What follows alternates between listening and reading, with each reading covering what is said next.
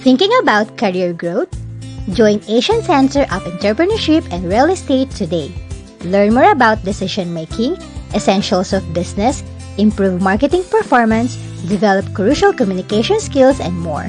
Join ASRE today and get a chance to be mentored by the best professionals in the country.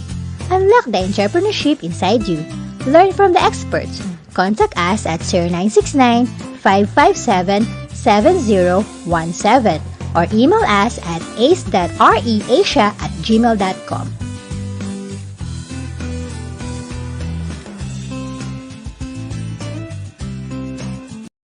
Let's all welcome our host, Dr. Eduardo G. Ong, MBA, JD, PhD, DPA, DBA. He's a highly respected real estate professional, educator, and mentor. He holds a PRC license number 001 for real estate broker, appraiser, and consultant. He's the first chairman of Professional Regulatory Board of Real Estate Service. Currently, he is the Dean of College of Real Estate Management of Lyceum of Alabang. Please welcome PRC Outstanding Professional, Doc E.G.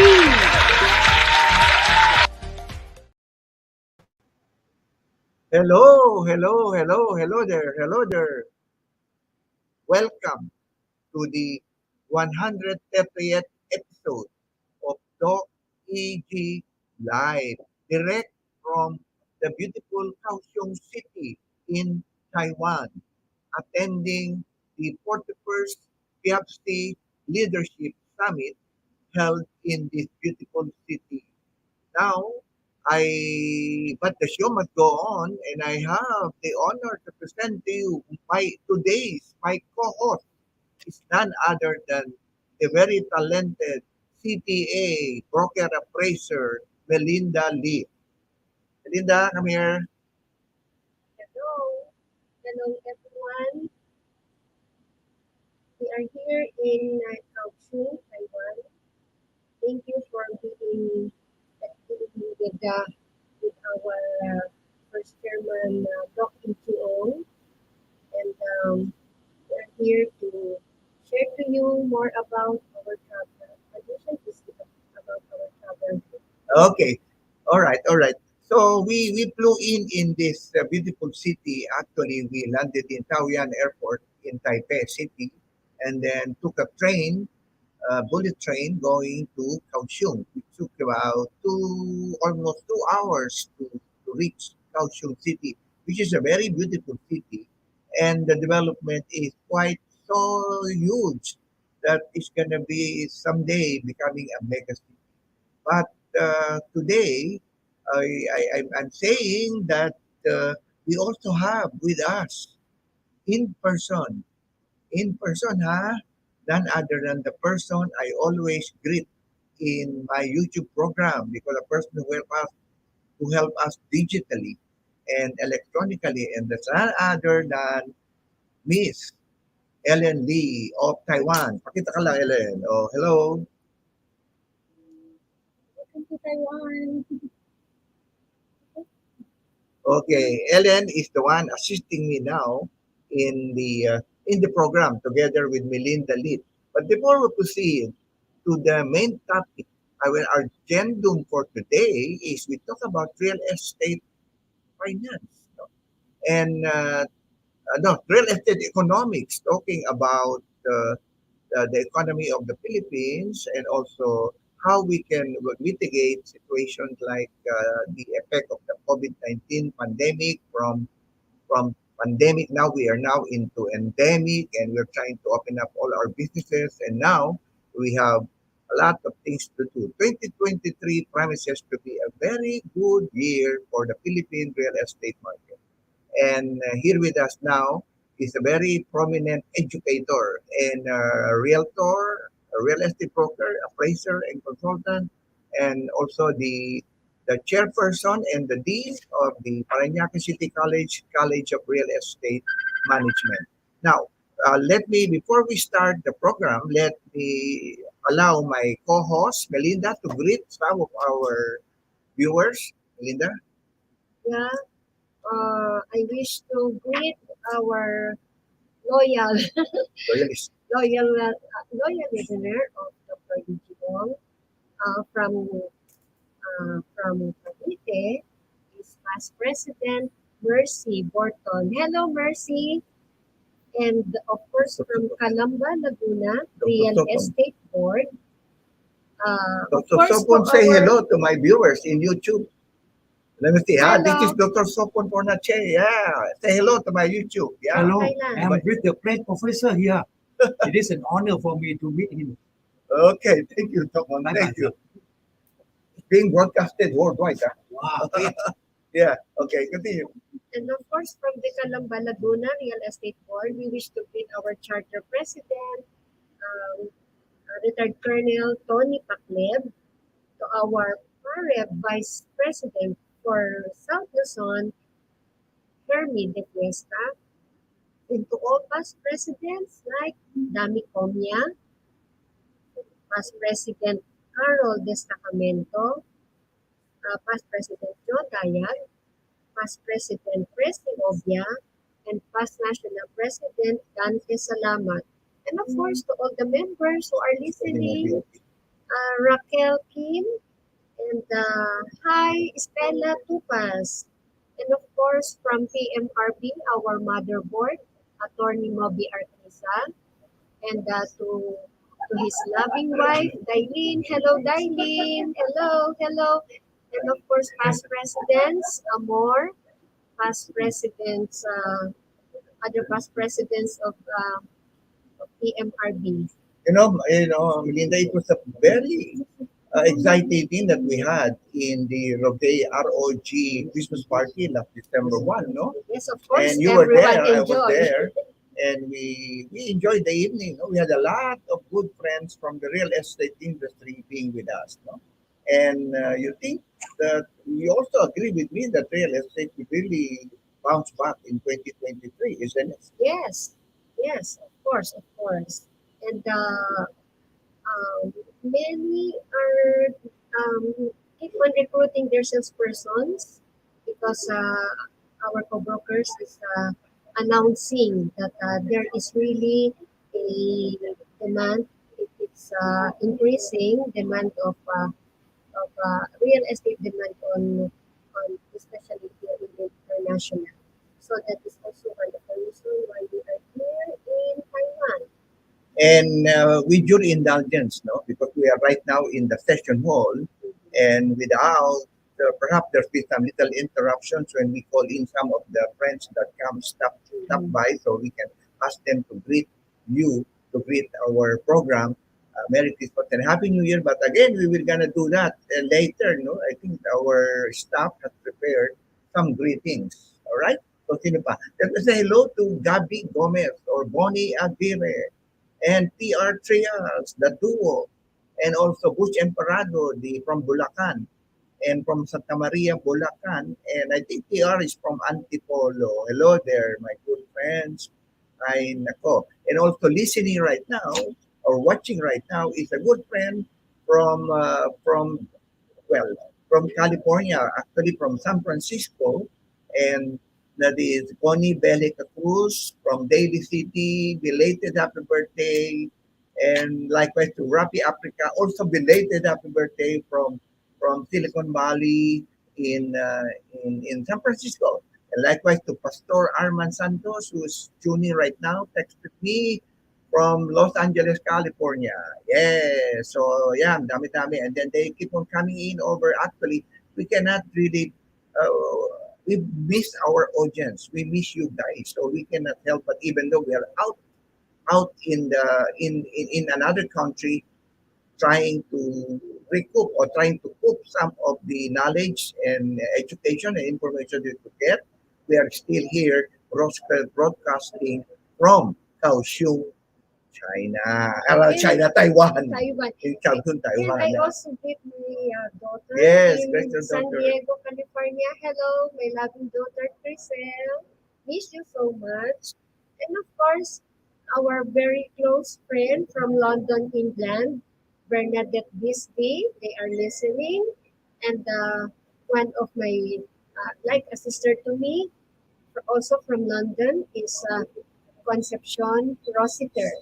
Hi, billionaire, no, from London.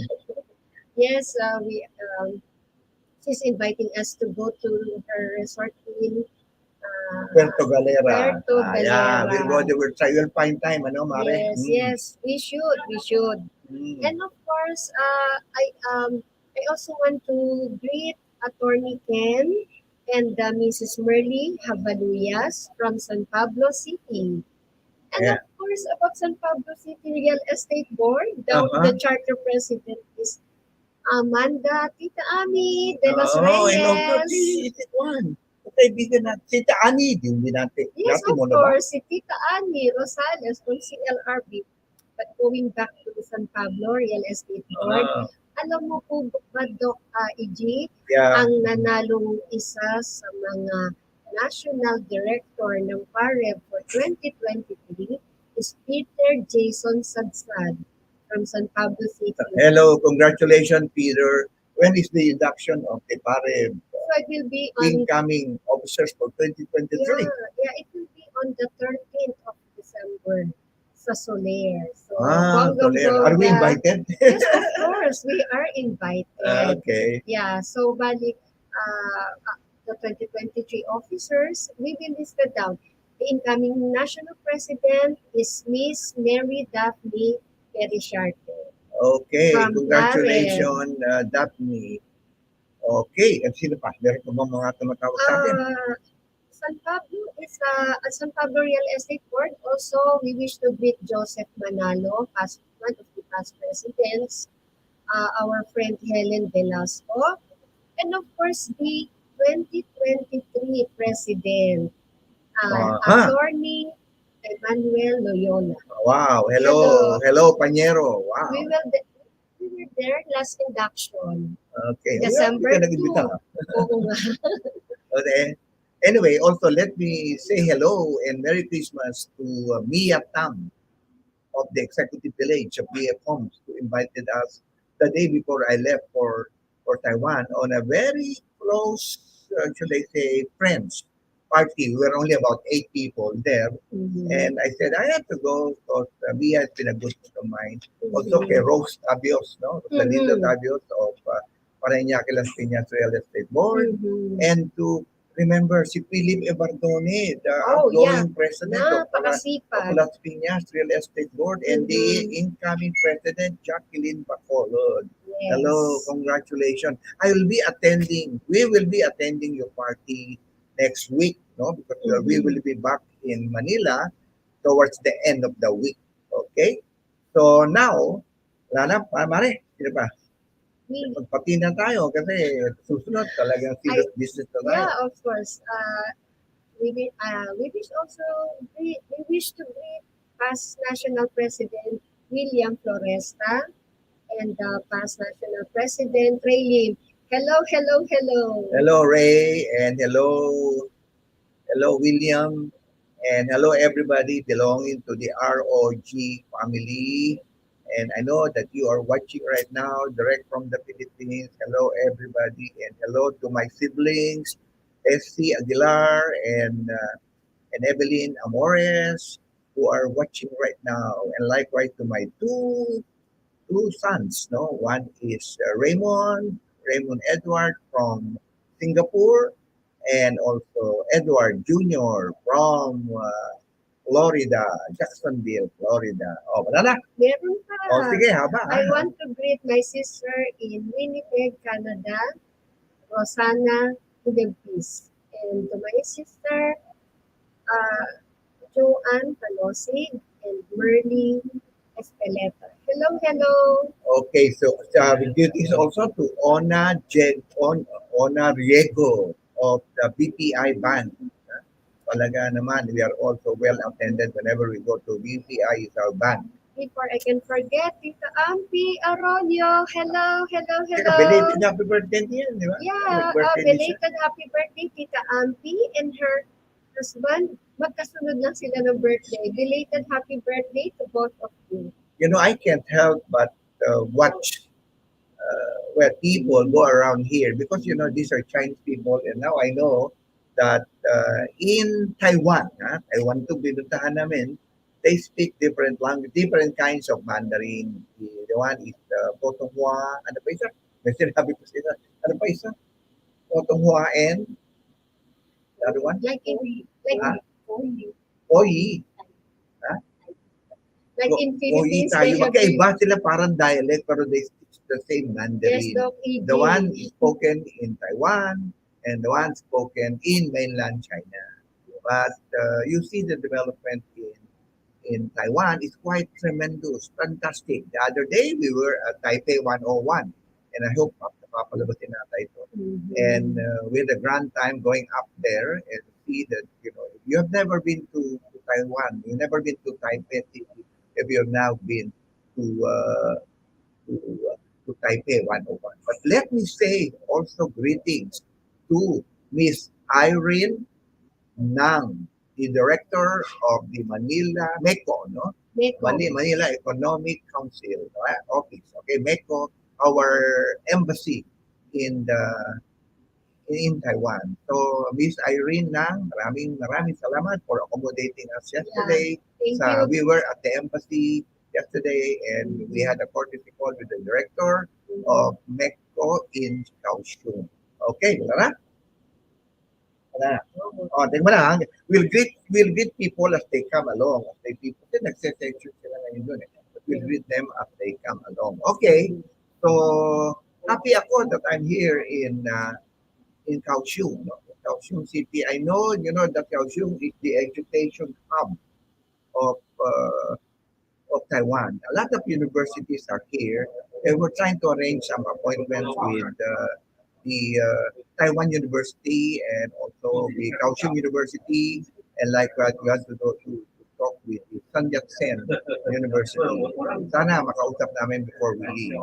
But anyway, let me go to the routinary segments of our episode 130, and that is season 11, no? And that is the featured question of the week. Featured question of the week. I am attending the FIABC Leadership Summit in Kaohsiung, Taiwan. I have many inquiries regarding properties in the Philippines. Can I be a broker in the Philippines as I'm in Taiwan? What are the requirements to follow? Thanks, Doc EG. You are the shining star in the real estate industry in the Philippines, and I value your advice.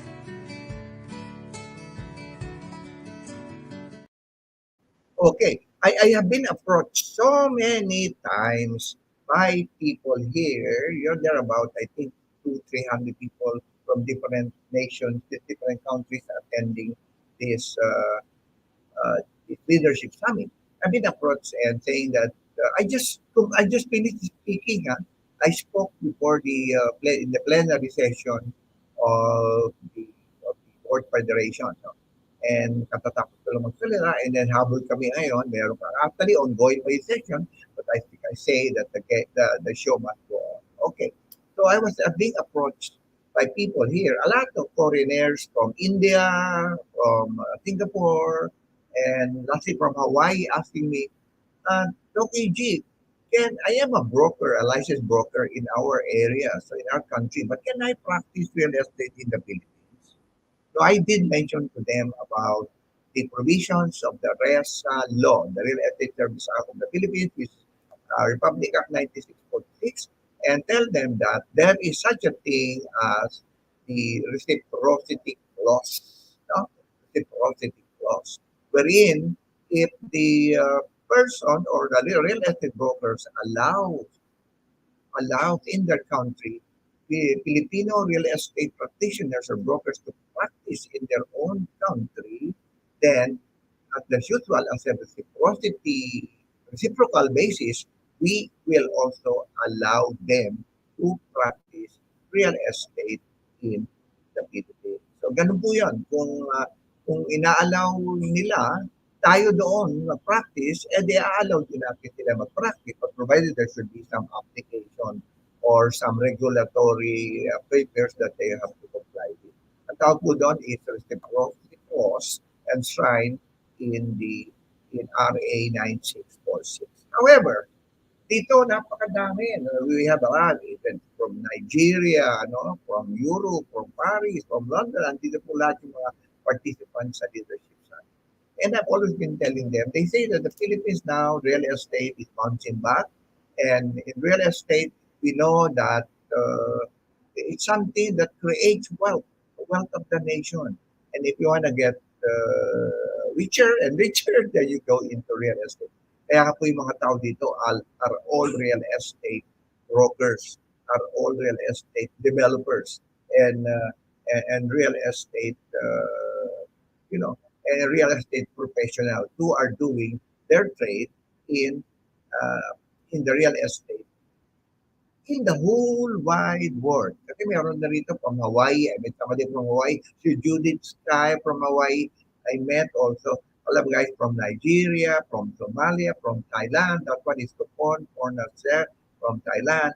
We have from Malaysia. We have from Singapore. We have from Vietnam. A lot are practicing real estate worldwide. Ang tanong nga sa akin, kaya nga I chose to have this kind of question. Kasi tanong, especially actually that question came from Judith Sky from Hawaii. And I said, yes, you can practice. However, if your country allows professional broker there to practice in your country, we will also allow you to practice in the Philippines, provided you comply with the regulatory requirements of the professional regulation. Okay, guys? Okay, tama. Okay, hindi ako naintindihan. Iba-ibang salita dito. But I am so happy and so pleased that we have naman talaga a very pretty and intelligent interpreter in the person of Miss Ellen Lee, who's always been very snappy attending to our needs. Kaya thank you so much on air, Miss Lee, for that assistance to Melinda and myself. Okay, now, so we move on to the next segment in our episode, and that is a good friend of mine is our featured broker, si Dr. Sam Lau. Hi, take it away, featured broker.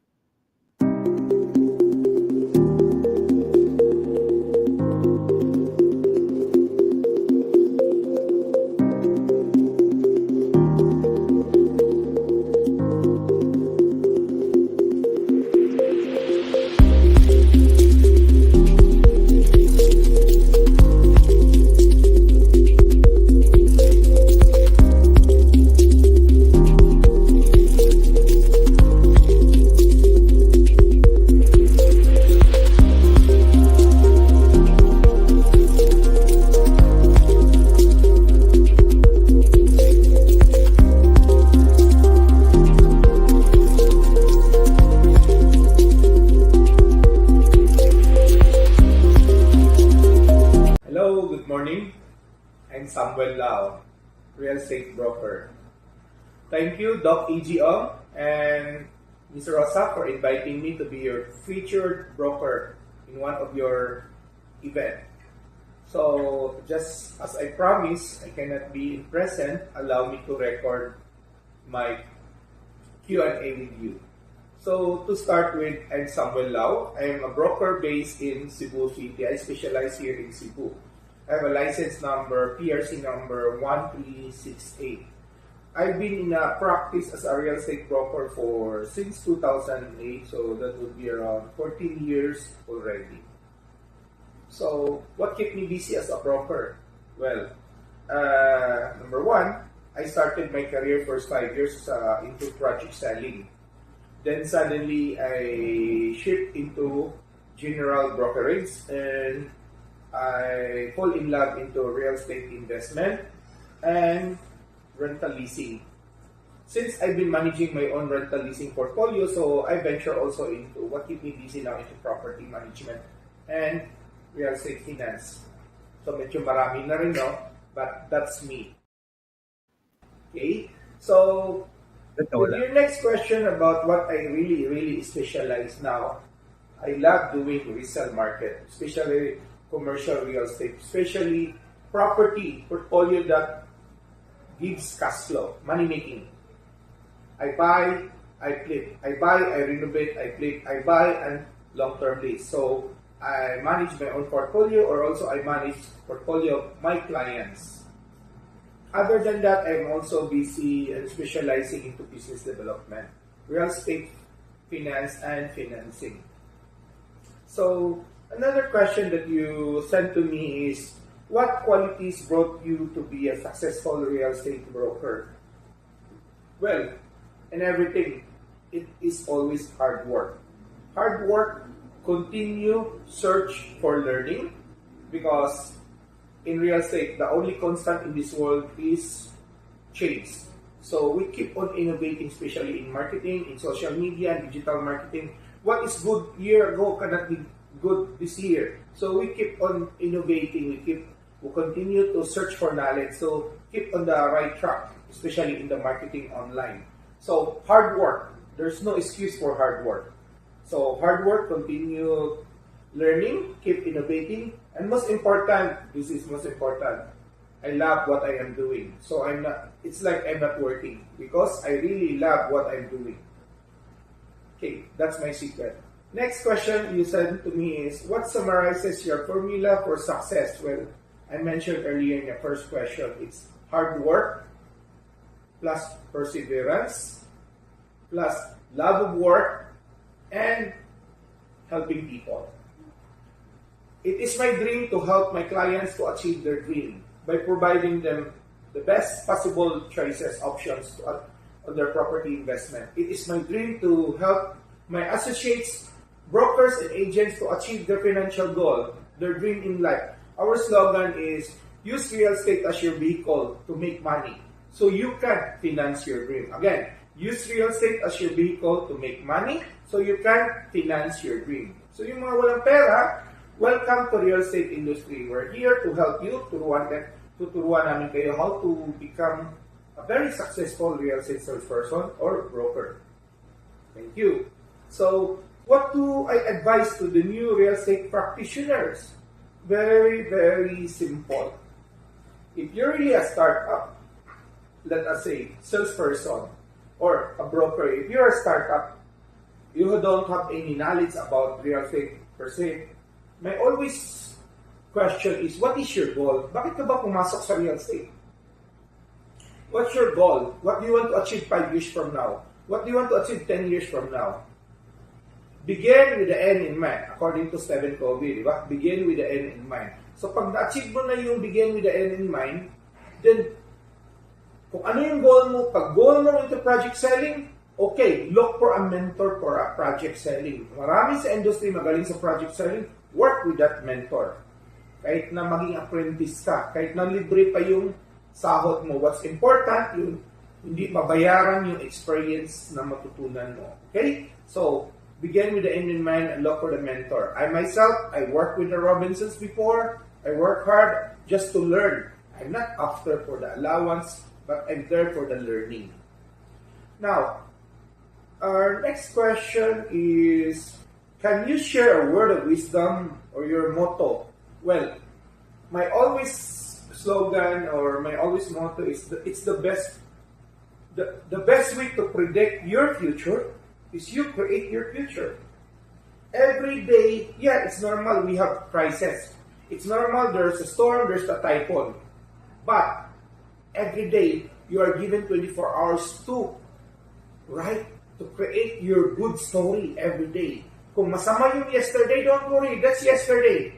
What's important, you wake up another 24 hours today to write your good story in life. So, nasa iyo, how you wanted to achieve. Sabi nila, the best way to predict your future, you create it. Sabi pa ng iba, some people, marami dyan, they wanted to become successful, pero they're just dreaming, tamad, natutulog.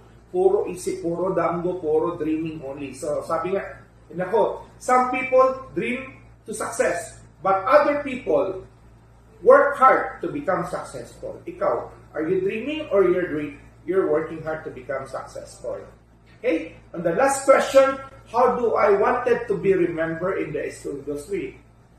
Simple lang. I just want to be remembered as Samuel Lau na ipakailangan nyo ng tulong, I'm here. I'm just a phone call away, text away, fingertips away. I wanted to be remembered. The guy, the person who is with an open heart to help people. Huwag lang kalimutan, a cup of coffee every time nag-meeting tayo.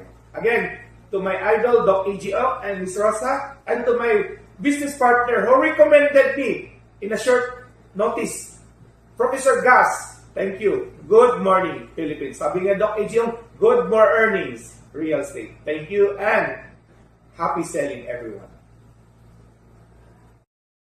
Wow naman, ang galing. So, good morning, real estate, Dr. Sam Lau. Alam mo, Dr. Sam Lau is a very busy person. I do not know well if I could invite him. Pero na-invita natin talaga naman si Sam. Ha? Sam is really somebody na talagang maaasahan natin. Ano? And of course, bago tayo sumunod sa ating mga segment, kasi andito ako sa floor, ano? At puntayin natin yung ating kaibigan, si Cielo Asilo Lactamana, who just received a testimonial, no? Last ROG Christmas party. Hi, Cielo. Okay, so June Monsayak. And of course, eto may babati dito to say hi. And Merry Christmas, Peter Koch of Piapsi, Singapore. Peter, say hello. Say Merry Christmas. Okay, Peter, thank you. Ayan, babati si Peter. Ayan, tumatakbo lang.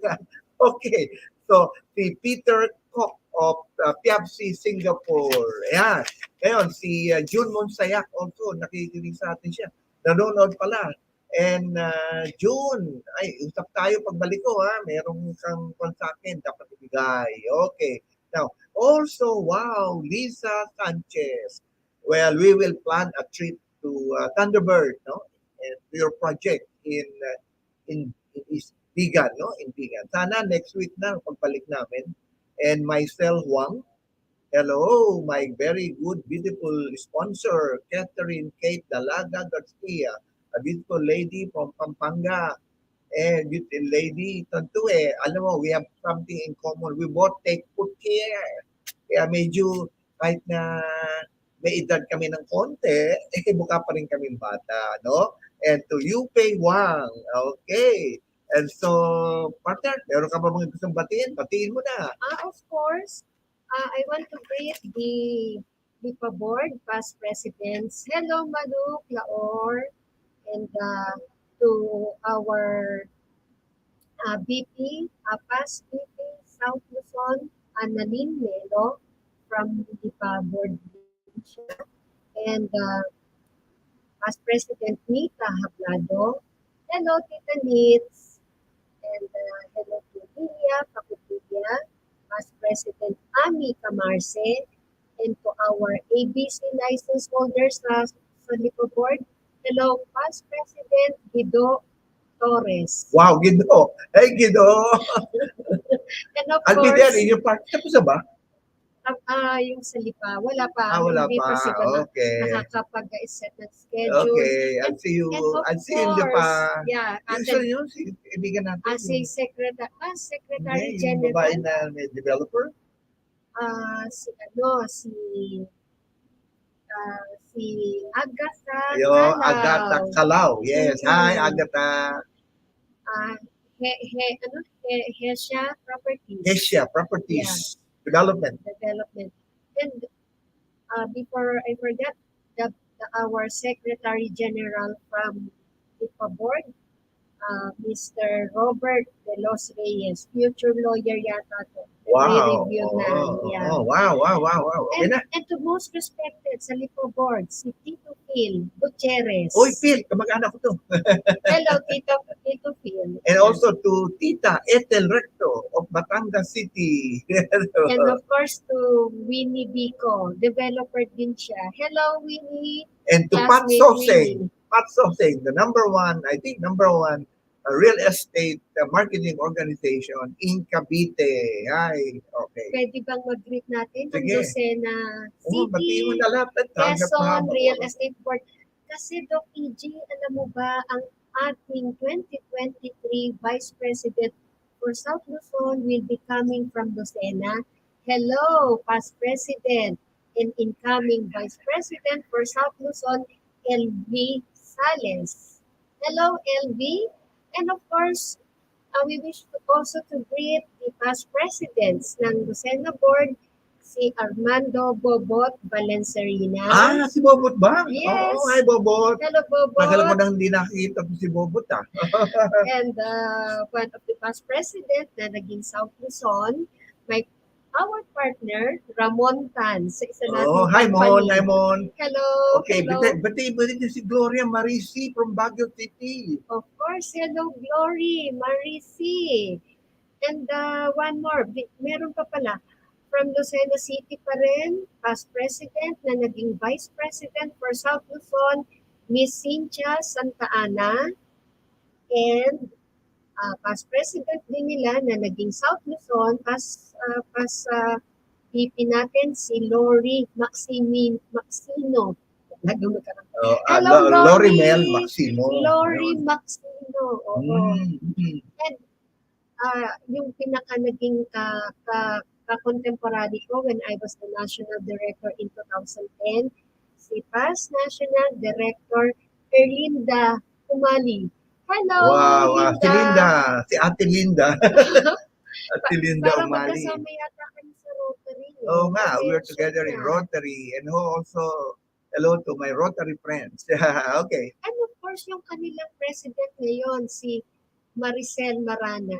I see. And also hello to Congressman Marisa Delmar Magsino, who is one among us sa Quañanes and National Real Estate Association.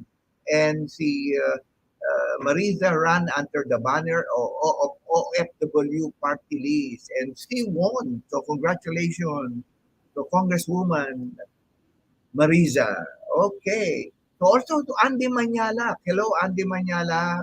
And to Tonton Anthony Gerald Joterio, Tonton Joterio, who are very good students of Lyceum of Alabang. And to my BFF, hello to Melby Lorenzala, Dorado Sadang, who is now here in Taiwan. But she is in the other side. She is in Taipei City. Hello, Melby. Naglalagalag lang sila, pero kami nag-attend ng convention. Hi, Melby. Enjoy Taipei City. And also to Engineer Leonor Nong Liganor. Hello, Engineer No.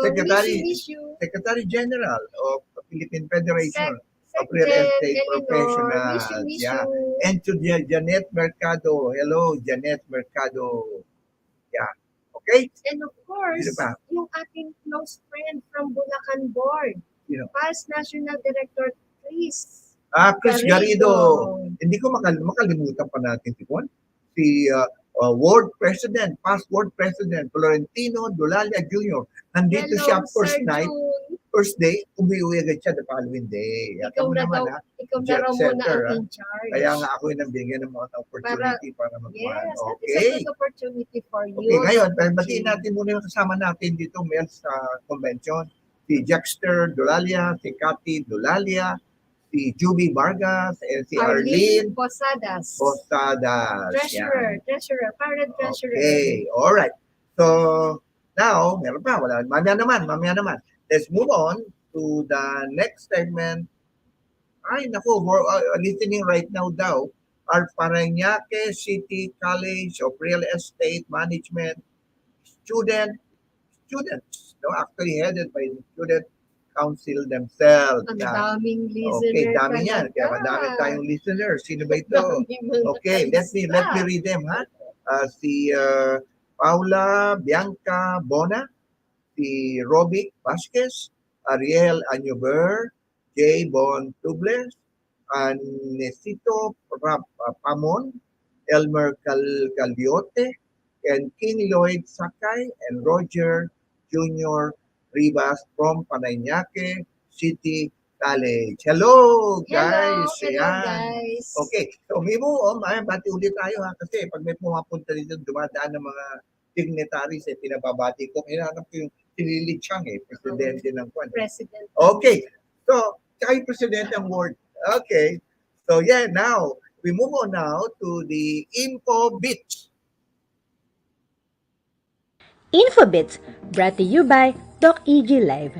Did you know that global networking has immense economic value because it enables international exchange? International trade allows countries to expand their markets to include goods and services from other countries that would not be otherwise available domestically. The globalization of business networking is the process by which businesses or other organizations develop international influence or start operating on an international scale. Global networking skills help professionals establish the necessary social networks and business connection to drive such growth. Professional networking is about making contacts and building relationships that can lead to jobs and other work-related opportunities.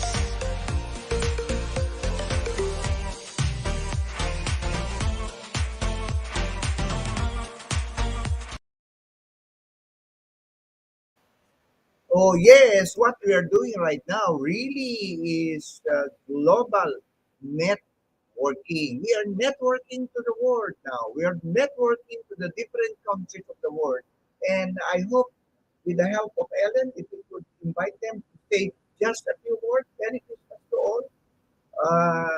Okay, so now let us now move on into the Christmas greetings that we have collected from our friends. Okay.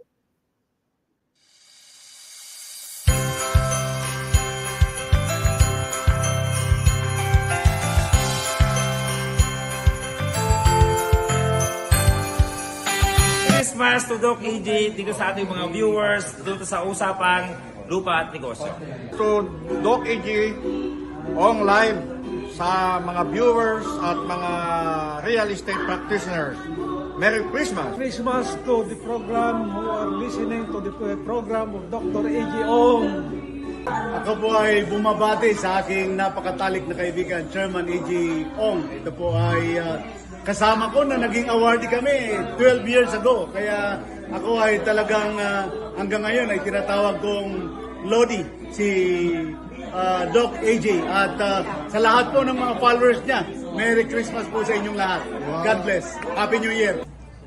Merry Christmas, Doc AJ, and sa lahat po ng mga listeners ng programang ito, we wish you abundant blessings and Happy New Year to come. Good morning to the person who is always greeting us. Good morning, Real Estate. Happy anniversary and happy Merry Christmas and Happy New Year, PG. Hope to have more programs and good programs in the coming years. So thank you so much for having this Doc EG Live so that people will know in the industry what is the real reason for investing in real estate. So thank you and happy holidays. Congratulations and happy holidays to all those who are participating and listening to the Doc EG on live program. So Merry Christmas everybody.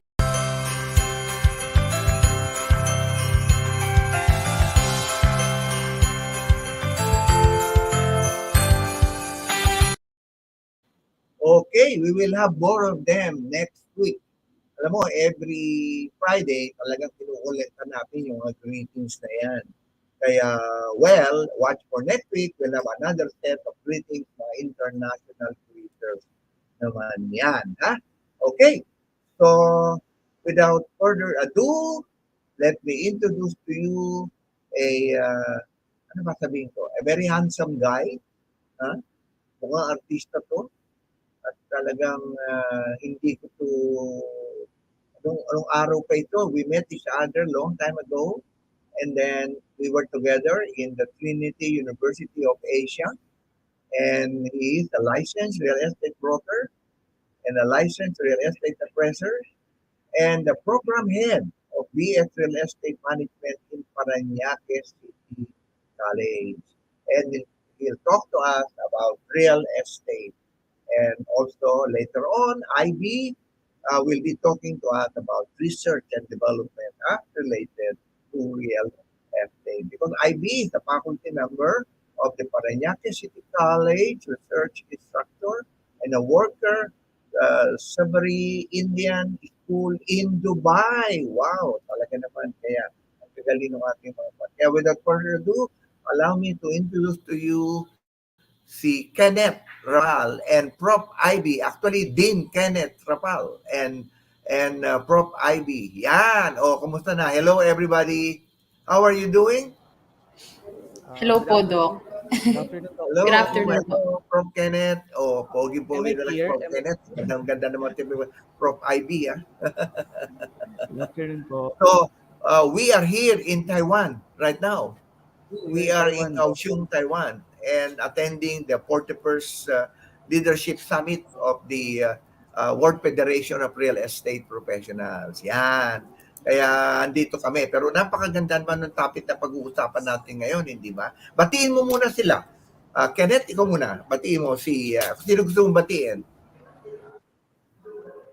Uh, Good afternoon po. Am I clear? Yeah. Hello po. Yes, yes, yes. Go ahead. Hello po. We hear you loud and clear.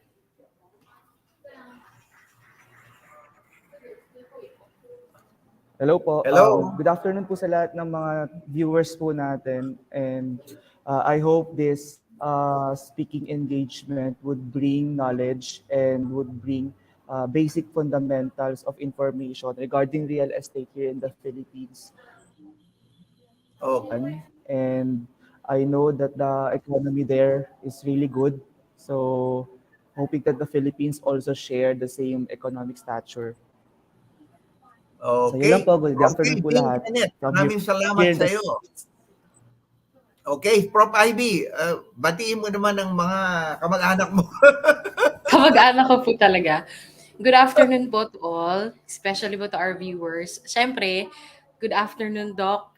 Ong, thank you for this opportunity that you have given us to speak po. No? So I hope also that my speaking engagement this afternoon will help not only the real estate practitioners, but also our students who are currently watching regarding research.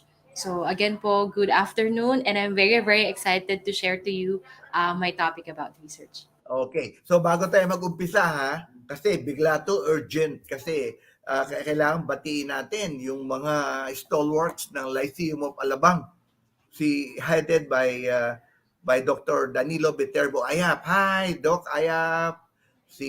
And the board of directors, no, Hazel and Pate and Norma Ayaps. Also, likewise, hello to Ana Alega, the registrar of Lyceum of Alabang, and also to my team, si Ann and also and JD, no, Ann and JD Kimoy, yan.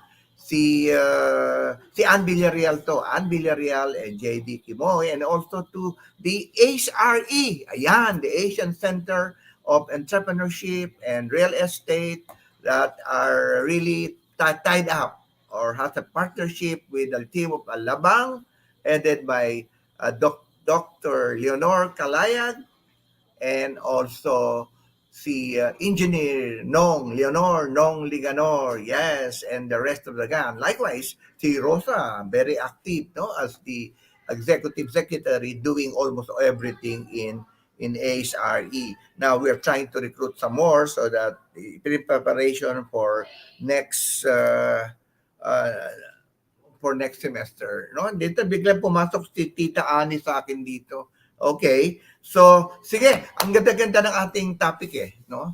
Yung ating topic na pag-uusapan natin, yung real estate, at the same time research. Tama? O, sige. Set up na natin, no, Kenneth, yung ating PowerPoint presentation on research muna, no? Okay. Then, Prof. IB, mamaya ka, ha? Tapos, Opo, after, opo. no? O, sige. Prof. Kenneth, come on. Good afternoon Prof, po. Nakikita niyo po yung PowerPoint presentation ko po. Yan. Alright. Real estate finance. Yan. Wait lang po.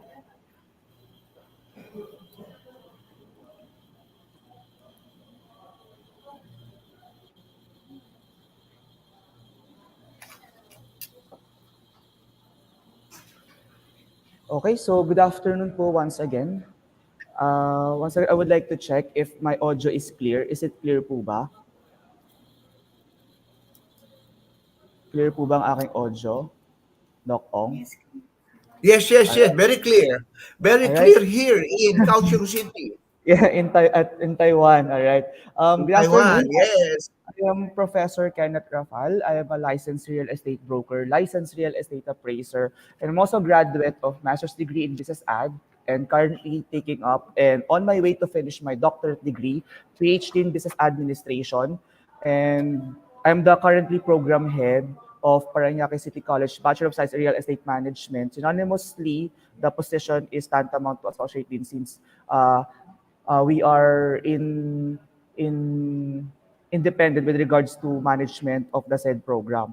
So for my topic, this is just a quite short topic, and um, it just focuses on giving an information or a short insight of how are you going to establish a real estate small business in the Philippines. Most specifically, if you would like to develop or uh, to enter a small-scale development of real estate business. So for my topic for this afternoon, real estate finance for practitioners.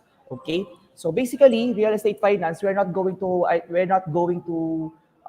see and identify the technical know-hows with regards to the numbers and all and computation, but we were only just focused on the basicalities, of how do we establish a simple and small but yet profitable business in relation to development here in the Philippines. So here in the Philippines, developers, just like any producer, need funds to produce real estate. Products, large companies employ either.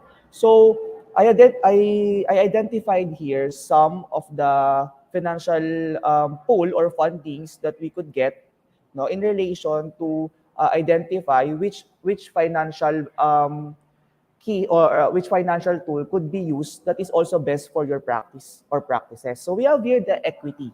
So what is an equity? So for the benefit of those who are not business graduate, equity funds that are inherently part of the company's capital. So in layman's term, this is the first operating and revolving fund in on any business, no, regardless if it is on real estate or not in real estate, or a simple business that requires production and services, or any establishment. Equity is tantamount to starting asset or capital. Next is the syndication.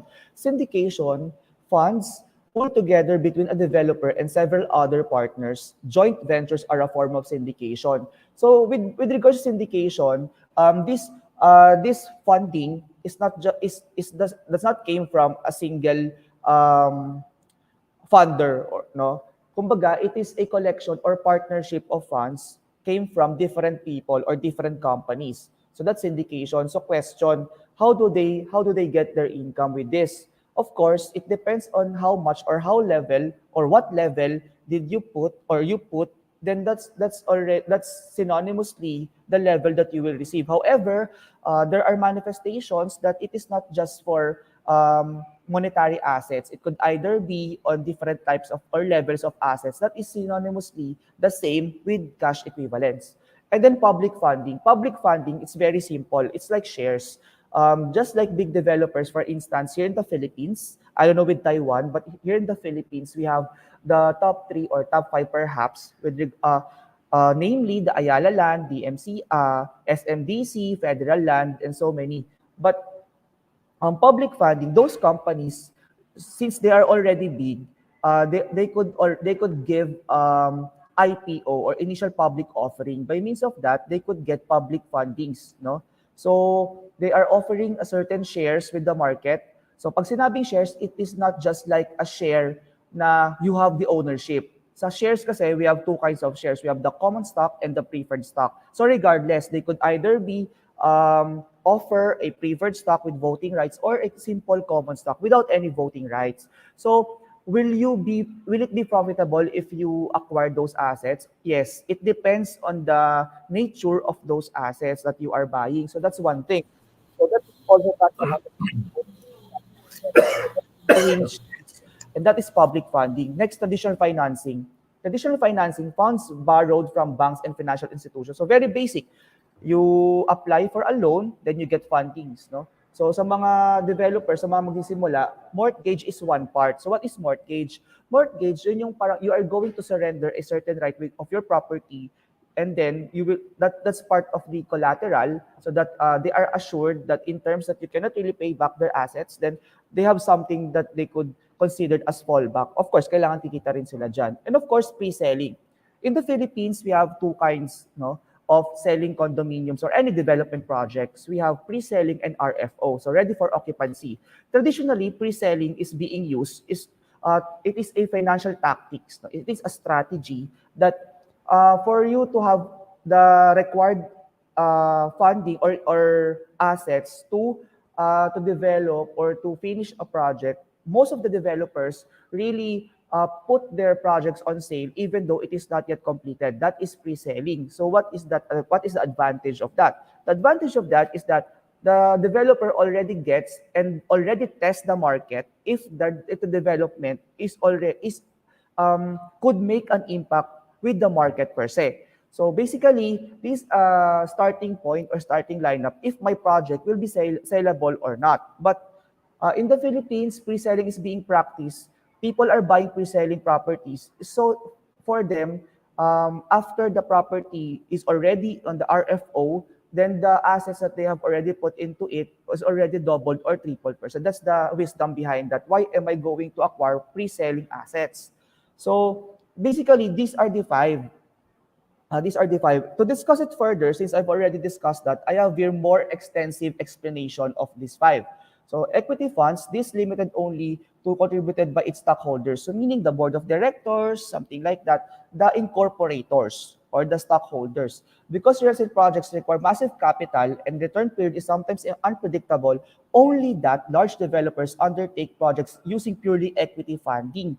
So because of that, for me, if you're going to put up a company, I don't advise that you are practicing or just one. Or for example, you're just alone, that you're just practice real any types of business. No, I would prefer partnership or or even corporation. So is there a danger of putting that? Yes, loyalty siguro and trust and confidence between partners. But of course, syempre, you are not going to choose people that you don't have the full trust and confidence, right? So if you really wanna go big, I don't believe that you can just do it alone. It requires so much people behind you, of course, because kahit na you have so many fundings and all, if you don't have the support or if you don't have the required people to do that, then you will not go really far. Because sometimes I practice the collective leadership na tinatawag. And I don't see or experience big companies, for example, Ayala, na mag-isa lang siya. So, and then we have the syndication. The basic syndication approach is to initially pool funds of several investors. So basically, syndication, hindi lang po siya one investor. Anyway, okay lang naman mag-Tagalog ako. No? So, majority of our viewers naman are Filipino, so they could understand me.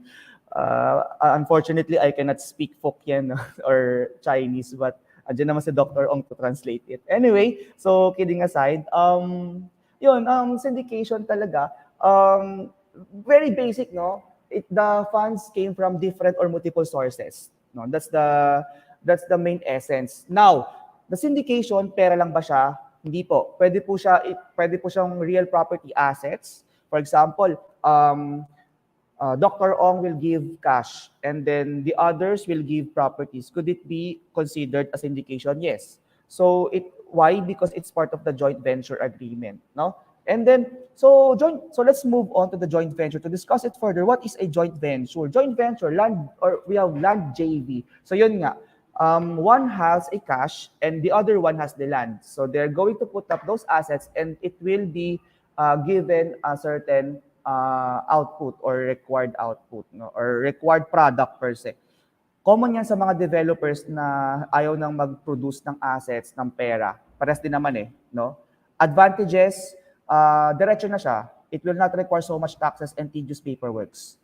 And then X deals, the developer saves capital for building costs, for partnering, yan, pwede rin mga contractor. So basically, hindi lang siya assets. It could also be services, no? Okay, akin yung consultancy, akin yung accounting, ganyan-ganyan. So pwede po siya. Basta you think that the services or the product is at par to what you are giving, then that's okay.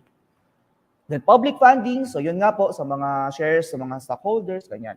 Then traditional financing, so yun. So you have the money, you borrow from the bank, etc., etc. And then the pre-selling, as discussed a while ago, it's a financial tactic, no? It's a financial tactic. So here in the Philippines, most projects, 20% ng mga ganyan, or probably the down payment, doon nila inaalat yung pre-selling stage. So anong purpose nun sa 20%? By means of that, they already accumulated the required capital for the development to be established. And then pagpapos sa RFO, so tataas na yung valuation ng property. So walang talo. So na-put up nila yung technically, na-put up nila yung mga property without really shelling out so much. At the same time, when the time comes that it's already RFO, then the property is already appreciated, doon sila mas tutubo ng tutubo. And then we have with the conventional pre-selling approach, the buyers will deposit small reservation fee ranging from 5,000 to 3,000. Then a contract to sell is prepared. The contract will require 20% down payment. That's the pre-selling stage. That is enough time for the developer to produce a development. And then the full balance payable after the DP period, either in cash by the buyer or through bank financing. So it makes sense. Why? Because the buyer, after they already acquired the property during the pre-selling stage, after that, they could sell that on the valuation, that on the current valuation. So ang tawag doon, flipping. No? So pwede po tayong kumita ron. So we could invest, buying pre-selling, and then we sell that on the RFO stage. It's a real estate tactics in relation to finance. Next is that, so yun nga. So DP, amortization stage, yan. Amortization stage, as I've observed, most of the developers, they have partners sa mga bank. Why? Because so that the flow of the money, they could just, I don't know if they could control it or they could have internal partnership. Kaya meron sila mga sarili-sarili mga banks in partnership with them. And then conventional bank financing through a mortgage. The Philippines is experiencing a transformation in real estate financing in the past decades. Banks were extremely conservative with respect to real estate lending. Today, real estate is one of their favorites. Why? Because real estate, particularly titles, the valuation is technically unpredictable. Why? Because we have bundle of rights. Can the bank overrule the certain valuation of a property? For example, ang utang lang ni ay ganito. So, bakit favorite nila mga lupa? Because they can overrule it by virtue of bundle of rights, right? So they could just sell it and income na. So kahit may loss, income pa din. And real estate is the only stable asset that never depreciate. May nagsasabi, it depreciate over time because of depreciation. I don't think so. Depreciation and the valuation only depreciates because of the decision of the seller. But technically, hanggang may lupa, pataas po yung pataas. Why? Because development is constant. It is synonymous to change. Diba? Wala naman nag-develop ng paurong, it always goes up, right? So kaya nga tayo nandito mga professionals because, and also real estate is the only product na hindi siya nauubos. Maubos na lahat ng nagmamahal sa'yo, pero real estate di siya nauubos talaga. So that is one thing, no? Real estate is really unique with regards to utility at wala siyang kaparehas. Property A is different to property B kahit magkatabi pa yan. Why? Because of utility. Next, we have the two vital factors affect the real estate finance. Of course, the interest rates and the terms of loans. Doon nagkakatalo yan. Should I buy property? Okay, I will buy this. But the thing is, what is a decision factor na nag-vary? Yun nga, yung mga monthly and yung mga fixed factor rate that changes over time. And then, what to watch for in bank financing? Ayan. Look for the lowest interest rates available. Look for a longer term. Understand the loan condition. Kaya tayo nagkakatalo because we don't understand. We don't understand the loans that we entered yan. Ito personal experience ko talaga. I enter a certain transaction that I tend to really overlook some technical know-hows. Ayun, hindi ko siya na-enjoy. So I delivered loss on it. So yun, so always check everything. So yun, so we are brokers or brokers in the future or who will be interested in the real estate. The number one in real estate is that you really know what you're going into. Okay? And of course, check for the following with regards to if you're going to put up or you're going to enter a certain transaction. prohibited provisions such as pactum commissorium or auto sale, or pactum de non eliendo or prohibiting sale. What this property could prohibit you on selling it again, right? Conditions that will be considered default: foreclosure and redemption provisions and costs, liquidation provisions, pre-termination charges. So yung mga nagiging problems natin. So dapat if you are going to acquire certain assets, you should know and understand everything. So yun po, it's quite fast, but it's just siguro I have this mastery of this topic. So once again, thank you for listening. I am Professor Kenneth Rafal from the Philippines and saying mabuhay at maraming salamat po. Thank you, Professor Kenneth Rafal, for your very informative. This is a kind of learning to all the prospective investors and buyers, especially to the OFW. As you said, a buyer should understand about the required equity, the equity funds. Kasi pag we really need to educate. That is the reason why we are here in Kaohsiung. The Philippine Embassy, we had talked with the director, Director Dr. Irene Nang, and she believes that we really need to educate our OFW on how to invest or buy a house and lot in the Philippines. Kasi nga, pag hindi naiintindihan mabuti, there was a time na kapag sign na ng contract, and even yung sa mortgage, the most important thing, totoo yan, Professor Kenneth, I agree with you, na first and foremost, dapat alam ni buyer yung kanyang yung kanyang papasukan din na mortgage bank, ano, yung lowest. We have to make a comparative study. We have to teach the OFW to make a comparative studies on what are the bank offerings, ano, na mas magiging beneficial sa kanya. And besides, yung pinakamabigat sa lahat, kasi this always happening, yung pre-termination, di ba, Professor Kenneth? May mga bangko kasi na kung si OFW nagkapera, gusto na nilang bayaran in full. There are banks na they don't agree na magkaroon ng pre-termination of paying in full. Kasi on the side of the bank, parang sa kanila, meron na silang forecasted na kita or revenue.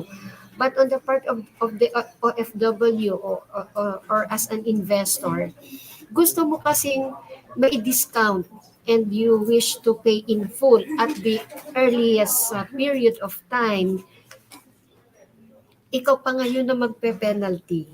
So may mga banks po na ganyan, kaya siguro talagang yung hinihiling sa atin ng Philippine Embassy dito sa Taiwan is to help all the OFW by teaching them, to educate them before buying their real estate investment. Yan.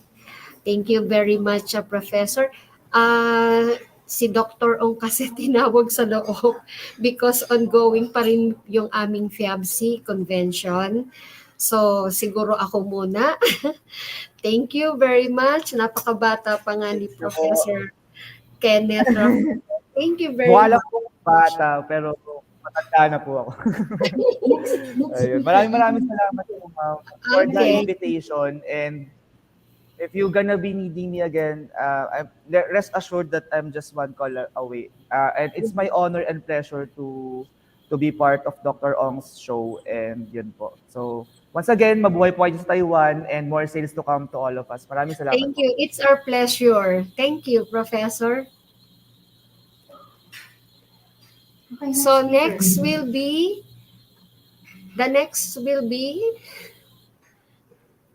our resource speaker is Professor Ivy Jane Estrella. Hello, Professor. Good afternoon po. Am I loud and clear? Yeah. Yes, you are. Loud and clear. Opo. Go ahead. Okay. Okay, go ahead, Professor Ivy. Well, Opo. yes, I'm sorry. I am in a plenary session that I have to speak. I have to tell them my piece, especially regarding matters of concern in the overall general election of the international body. Medyo I have a little sense of knowledge on the matter, so I have to say my piece. Okay. So andiyan naman yung aking co-host kaya kayang-kaya niya. O natapos na si Prof. Kenneth. Yeah, oo, very informative. Maganda, maganda yung The problem is, sige, mamaya na yung Q&A. Si Professor Ivy muna. Si Kwan na lang, si Beautiful Ivy. Ako na po. Prof. Rinig Ivy. po ba? Yes, you are loud and clear. Rosa, rinig ba ako? Go. Alright. This afternoon po, we will be talking about research. So we all know when it comes to research, yan po yung isa sa mga word na kinakakatakutan ng marami. Right? So, bakit siya nakakatakot? Because there are a lot of things that we need to do when it comes to research. But if we really know how to do it, it is really easy for us to conduct research. And I believe research enables business to understand their target customers' preferences, purchasing patterns, pain concerns, demographics, so on and so forth. So I also believe that research is vital when it comes to real estate business or real estate industry.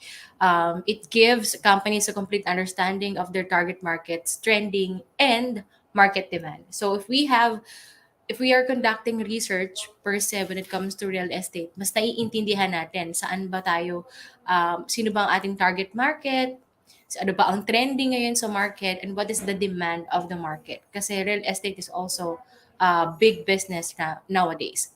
So today, I will not be talking about the pattern or the usual pattern of research kasi most of the viewers right now, ano na sila, kumbaga, practitioner na.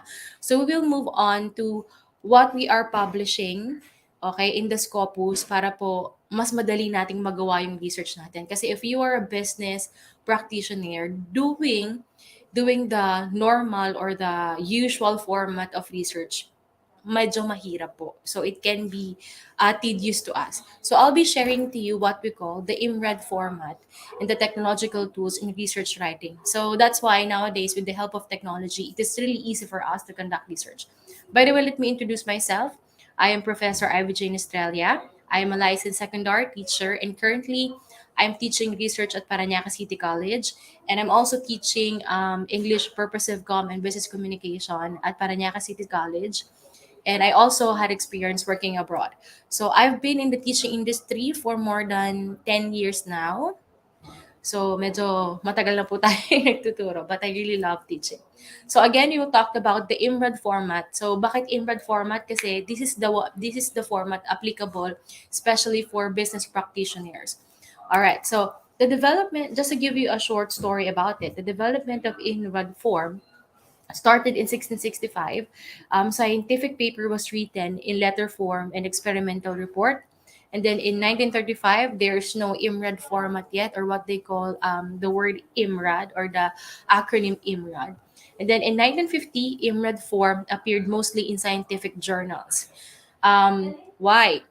Kasi po, most of the readers nowadays, we are not linear readers. When you say linear readers, you will start reading the first word up to the last word. So imagine if you're reading like a 10,000 word kind of paper, it will take time, right? So most of us are non-linear readers. When you say non-linear readers, we look into infographics or we look into a certain information that we are looking for in a certain paper. Kumbaga, binabasa lang. Kumbaga, we are selecting what we are reading. So IMRAD format would help us to save time when it comes to getting information. All right. In 1970, this is where IMRAD format became common. Later, it was adopted by several journals across discipline. So if you want to publish your paper, we are now using the IMRAD format. Okay, in a Scopus Index, what we are presenting in a research conferences, ito na yung pina-follow nating format, the IMRAD one, not the usual format of research paper na inaral natin ng college or when we are in the tawag dito, master's degree, doctorate degree.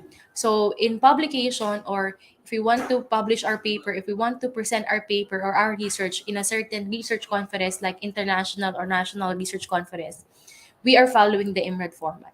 So what is IMRAD format? IMRAD stands for I for introduction, M for methods, R for results, and D for discussion. Ito, ano lang po yung boses ko kasi I have ubo at sipon, Doc, pero para sa'yo, Doc Ong, I'm gonna do this. All right, so for introduction, we need to answer, or we need to ask ourselves, why did you start the study? Okay, so when it comes to research, you have question in mind, or you see a certain problem that you want to fill in. That's why we are doing research, tama po. We want to fill a gap. Okay? So, that's why if we were gonna follow the grade 4 scientific method, it will not stop on the seventh stage, but it will do again its cycle. After you have studied, or after you are done with your research, you have recommendations, tama po. And then part of the recommendation is, ano pa kaya ang pwedeng aralin dun sa study mo? What gap is in your study na pwede pang aralin ulit or i-study ulit ng mga next researchers? So again, in the introduction, we need to answer the question, why did we start the study? Okay, bakit ka ba nag-research? Okay, what problem did you see, or what gap did you see in the body of knowledge? And then M for methods, what did you do about it to solve the problem? And then in result, what did you find? And then for the discussion, what does it all mean? All right, so this is the IMRAD stands for introduction, method, results, and discussion. So see, kapag by just looking at the IMRAD format, malalaman na agad natin, or may isip na agad natin, yeah, it is easy to do our research. We just need to know, why did you start the study? What problem did you see? What did you do about it? What did you find out? And what does it all mean to you? Okay, so andali lang po, no? So pertaining to real estate, if we're looking to the real estate industry, ano kaya ang pwede pa nating i-study or research doon?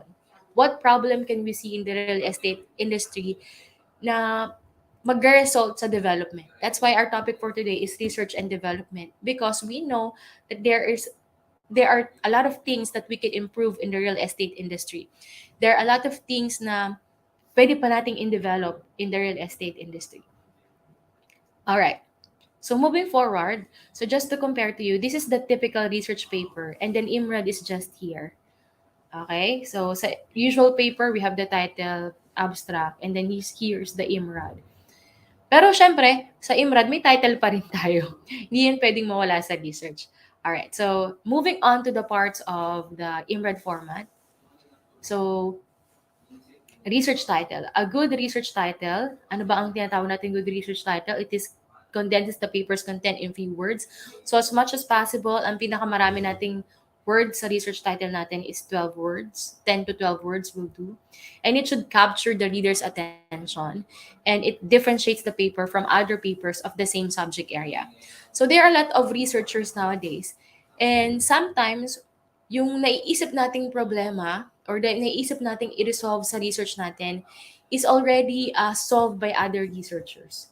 Okay, so with our title, doon natin ma-differentiate yung paper natin from other paper of the same subject area.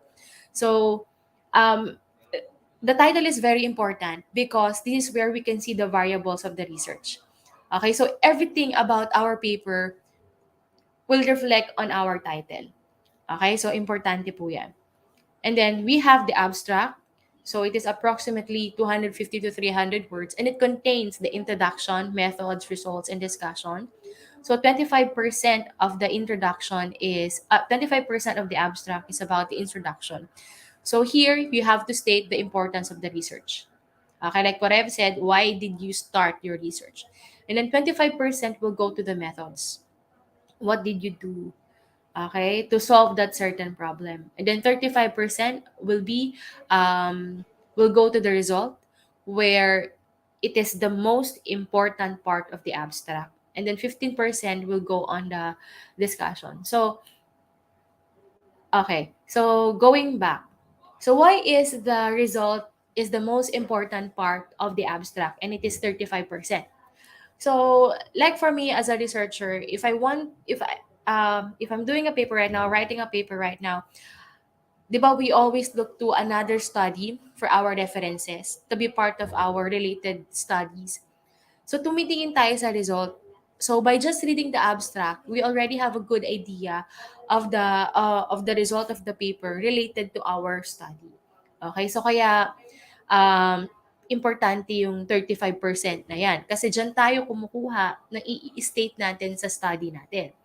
Dyan tayo, yan yung binabasa natin, yung abstract yung binabasa natin para makakuha tayo ng citations sa current paper na ginagawa natin. Alright.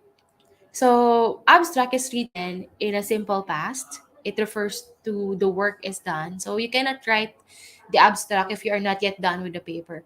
So, anong elements niya? Principal objectives, methods used, principal results, and the main conclusion. So, in just 250 to 300 words, kailangan malagay mo na yun sa abstract mo. Now, let's move on to the introduction. So, introduction, begin by explaining to your readers what problem you search and why the research is necessary. So this is very important kasi by just reading the introduction, you already make sense of your study. So pag binasa natin yung isang research paper, no, and we can see the sense of the paper by just reading the introduction. So here you have to discuss the current state of the research in your field. Like for example, on the real estate, you have to expose the gap. Okay, when you say gap, it is the problem in the field, for example, of real estate. So if I will ask you right now, what gap can you see in the field of real estate? Ano pa kaya yung problem na pwede nating nakikita natin sa real estate industry? What are the things that we need to research about when it comes to real estate industry?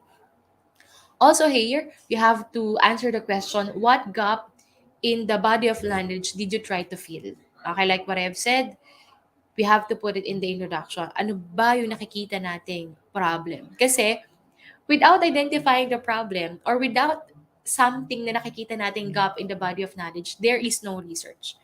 So if I will ask you right now, is there any problem that you can see in the field of real estate industry?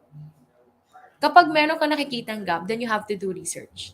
Okay, kung wala ka nang nakikitang gap and you think that everything in the real estate world right now or everything in the real estate field right now is good, then there's no need for us to do research. Okay, so, and I believe research ay hindi siya pwedeng mawala kasi we are evolving, right?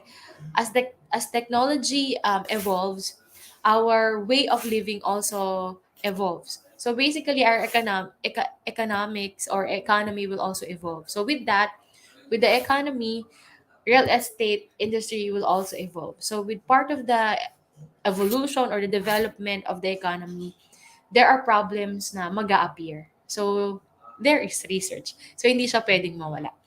Okay. So how are we going to write the introduction? Introduction should be written in the present or simple present. It refers to established knowledge in the literature. So what are the elements, nature, and scope of the problem? Some review and of relevant literature, your hypothesis, your approach used in the study, and the importance of the study. Okay, so yan po ang introduction. Now, moving on, I first stands for introduction. Now, M stands for the method.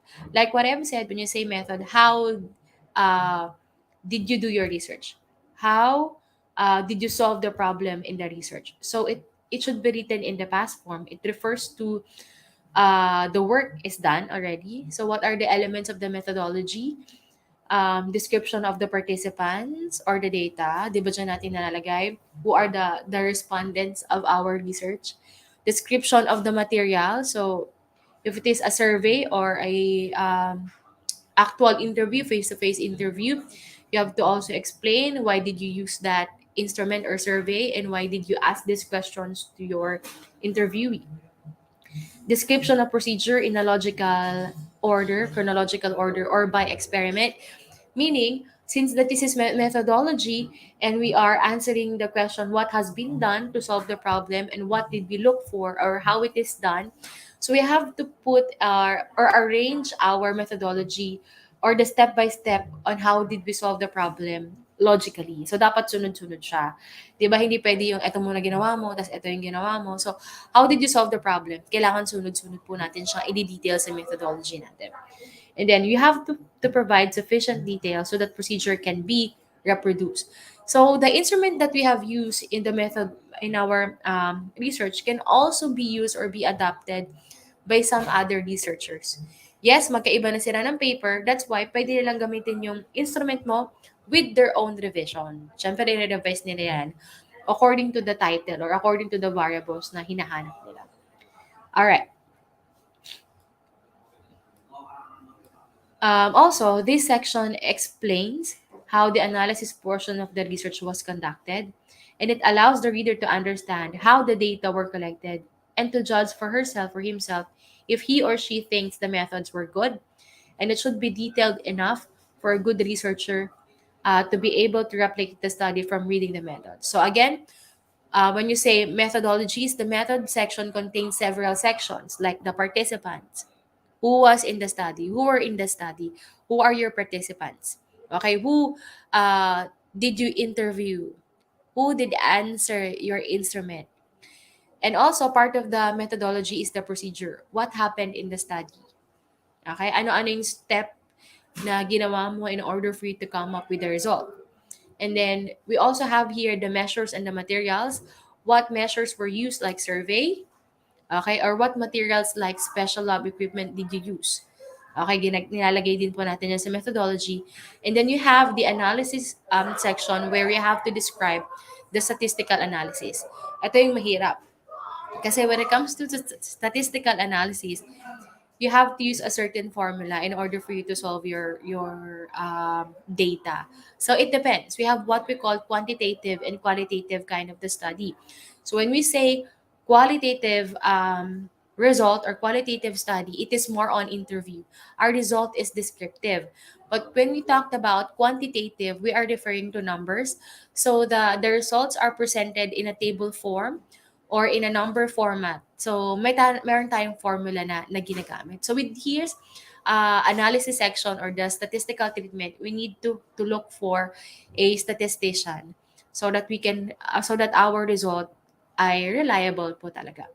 Now, so we are almost done. R is for the result. So it should be written in the past kasi na-resolve na natin or we are already done with the study. So the elements are your results. It includes tables or figures. So it depends.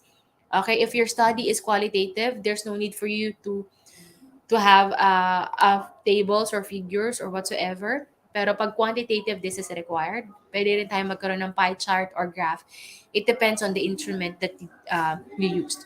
All right, so you also have here the observations about the result, compare and contrast between experiments and model runs, results of any calculations using data like rates or error or whatsoever. So, okay, so there are two parts of the result. The first one is the report, and then the second one is the comment. So just a reminder, make sure all tables and figures are labeled and numbered separately. Captions go above the tables and beneath the figures. So, ito yung kailangan nating i-remember, no? So, there are two parts. First, the report and then the comment. So, again, when we say result, we are asking here the question, what did we find out in the study? Okay? And also, it should answer all the points raised in the methods. And no mismatch in numbers between text and tables dapat so that presentable din yung tinatawag nating research. So, when we say report, it refers to your table, okay, figure, state the main trend, support this trend with data. Ito po yung mga example. Note any additional secondary trends. And then, when we say comment, it is not enough. Let me just give the summary of these two parts. No, it is not enough for us to just put the table in our paper or put the result in our paper. We should explain it. So that is why we have what we call comment. Okay, part very important yan. kailangan ine-explain natin yung result. Kailangan ine-explain natin what did we find out in the paper. Kasi nga, like for example, in the real estate industry, if you see a certain problem, you did all your best to gather all the information in order to solve the problem. And then it is time for you now to present the result. Okay, so if the result has no explanation, okay, if the result has no explanation, how will the readers understand your result? Basic question, di ba po? So, make sure na yung result natin, there's what we call explanation. We are explaining it. All right? So, last part is the discussion. So, what is the purpose? It is to show the relationship among the facts, puts your result in context or of previous research, and it is written in the present form kind of verb. And then the elements are the trends, relationship, generalization, any exceptions, outlying data, and how results are agree or disagree with previous studies and why. All right. So in the discussion is less formulaic than the introduction and the whole choice. And the choice of the what to include is freer. The main aim is to highlight key points from the writer's own study and then show how they are related to the field. Okay. So ideally, I'll explain it to you later.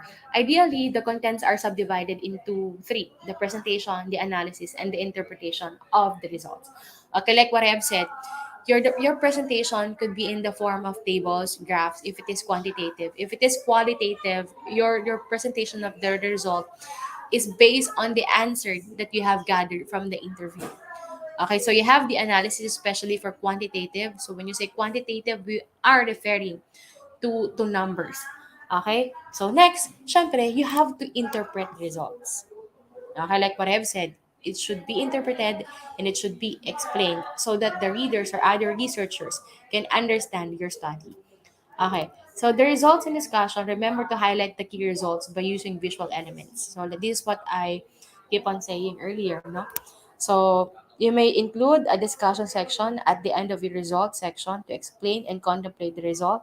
So it depends na po yan sa inyo. Kung ilalagay mo ba yung discussion sa huli, ipapresent mo muna lahat ng data mo na nag-gather, and then you will just put the explanation at the end. Or, pwede rin naman, for every data that you have gathered, may explanation ka na agad. Okay, so conclusions and recommendation. The conclusion section alongside the abstract and introduction is one of the core elements of a journal article. Okay, so why? The conclusion section can be written up by using the following structure. So I have the introduction, the result, significance of the result, the limitations, and the correct recommended topics for further study.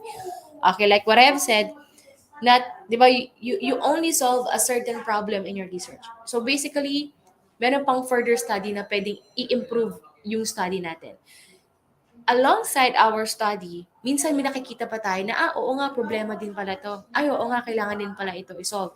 So that's why, meron tayong tinatawag na recommended topics for further study. Okay? So, syempre, we also have to understand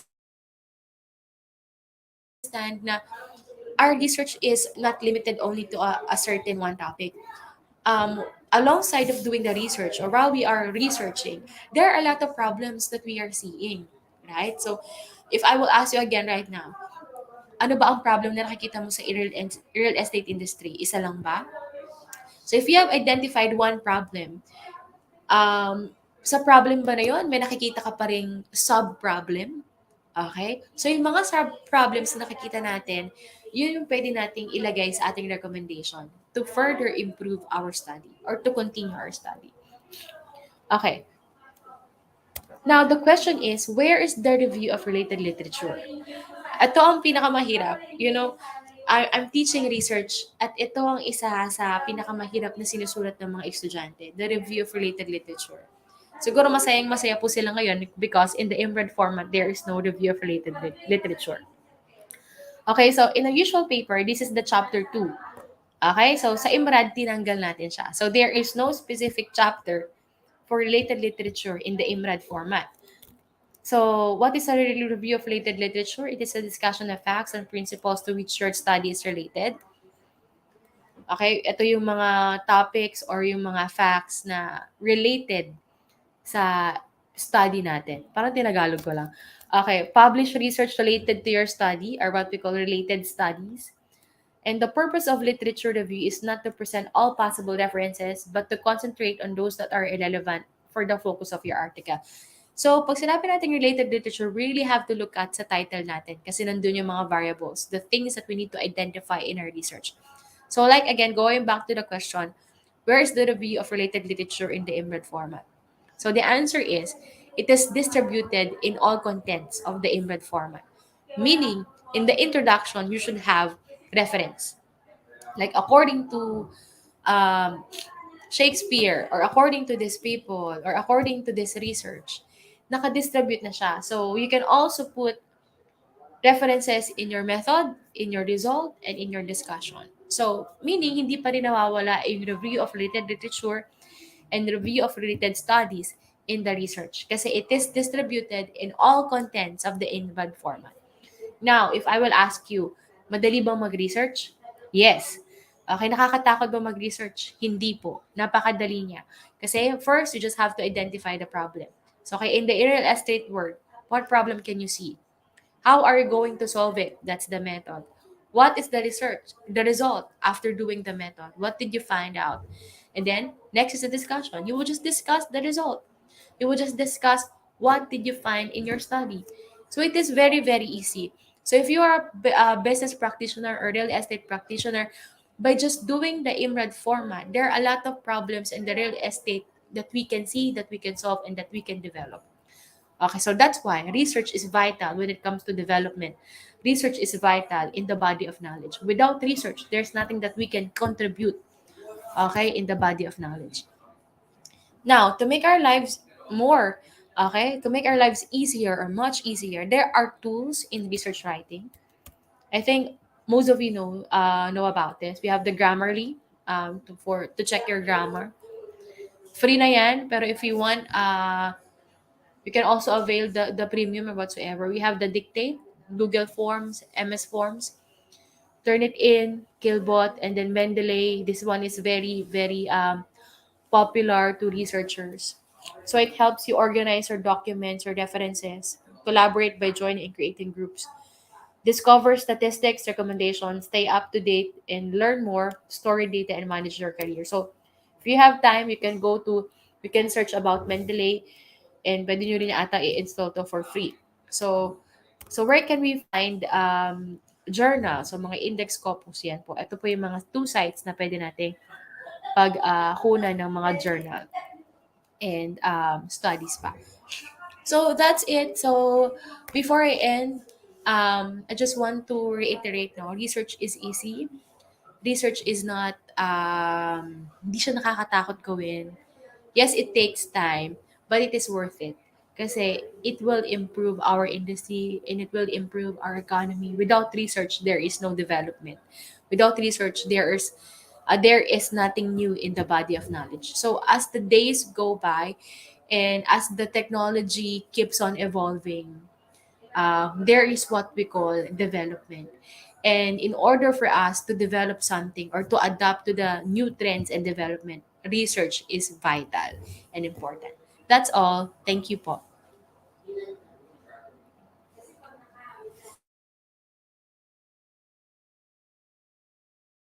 Doc, nakamute ka. Yeah. Hello. Thank you. Okay. Wala. Hello. Doc. Thank you, Prof. IB. You know, really, Thank you din po. research is the most dreaded subject in college and even in the graduate school. When you say research, then there is a problem already. They are already, they have qualms in their stomach or something like that. And so they don't know that if you understand research, it's so easy for you to get what you want to do, what you want to have, and to know what's supposed to be going, isn't it? And so therefore, your very eloquent explanation of the basic, the basic of research is something that can be taught, can be remembered by those who are doing research. You know, sa BS Real Estate Management, meron din yung specific engagement consulting. They do research. And And mostly, I think, kumbaga sa kwan, dapat research made easy. Di ba, no? And understanding research. I understand that you Yes po. are sick, Very but easy lang talaga, Doc, ang research.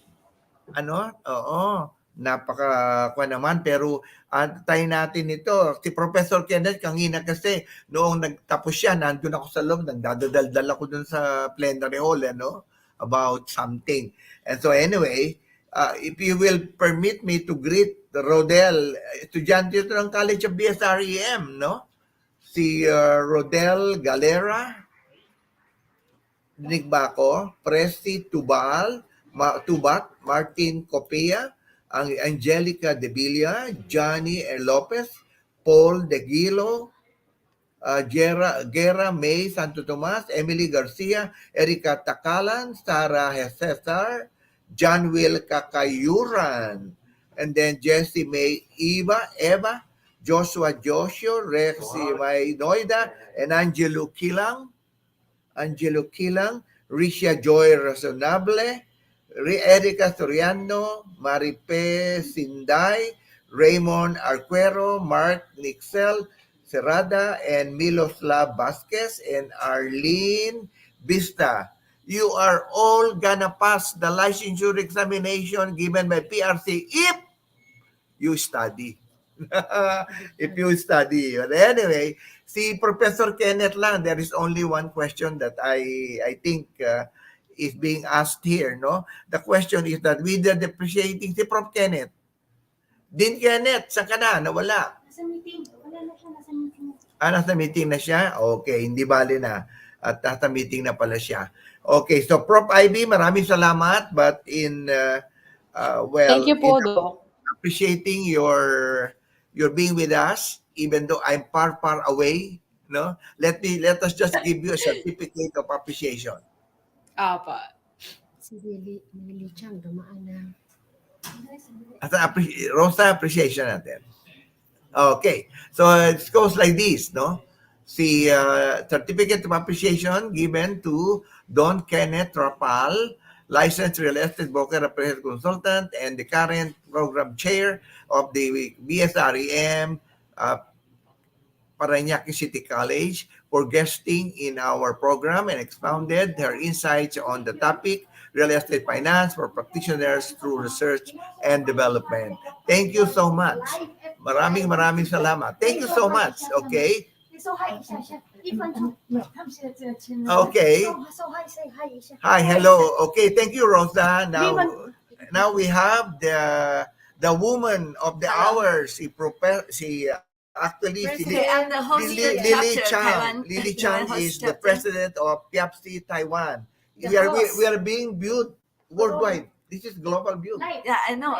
Okay, hello everybody. Okay. Very kisses. So Thank you for I'm the so happy. hospitality. Yeah, I'm so happy to invite everybody come to Taiwan for this Global Leaders Summit. And Thank you, if you please, and I please. Thank you. Thank you. Bye-bye. Thank you, Lily. Okay, thank you. Okay, Prof. Ivy, maraming salamat for that Ivy Jane Estrella, real estate finance for practitioners through research and development. Actually, research talaga ang nito but I hope we can do a little bit of cooperation and collaboration on research. Okay ba, Prof. Ivy? Opo, Doc. Go ako dyan. Okay, go tayo dyan. Go tayo dyan. I will contact you one of these days. At meron tayong Yes, project po, on thesis Yay. making and also dissertation making. Okay, Professor Ivy Jane Estrella. Thank you so much. Okay, now let us, before we go, naubusan tayo ng oras, let us meet broker Eleanor Balmonte. Dante Salamat is here. Is here ba? Yeah. Hi, Dante.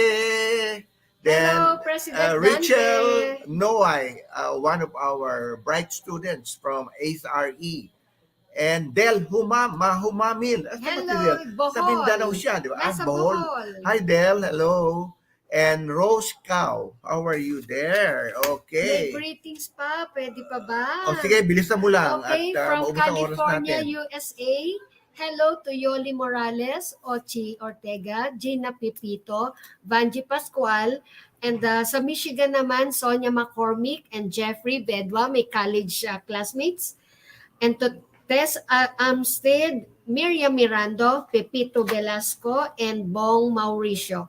Also to Chiki Barreto, hello, from Calamba, Erlinda Logo, Lucille Santiago, Ana Sanchez, Tess Tolentino Castillo. Hello. Okay, good. Tuloy-tuloy na tayo. We are running out of time, but we still have some video footage to present for the 41st PFC World Leadership Summit.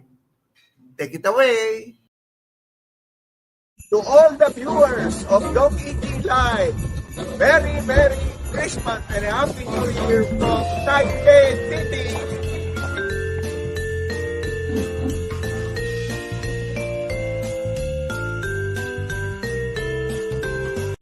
To all the viewers of Dr. E.G. Ong in YouTube, Merry Christmas and Happy New Year. We are now in Taiwan. To all the real estate practitioners and viewers of Dr. E.G. Live, Merry Christmas and Happy New Year.